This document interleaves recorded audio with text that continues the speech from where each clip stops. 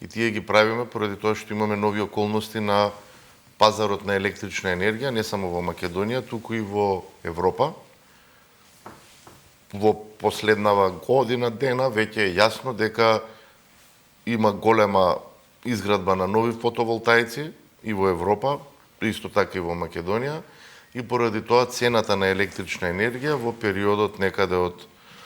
10 часот па до сега во овој период до 14-15 часот е далеку пониска отколку електричната енергија која во 18 часот, 19 и понатака. Значи, со можноста за воведување на ефтина тарифа во текот на денот, сакаме да испратиме сигнал и до ЕСМ, како најголем производител на електрична енергија, исто така и до Евана Хоум, како универзален снабдувач во овие периоди, кога е очигледно дека цената на електрична енергија е далеку пониска отколку во останатиот период од денот, да може да се воведе оваа ефтина тарифа, поради тоа што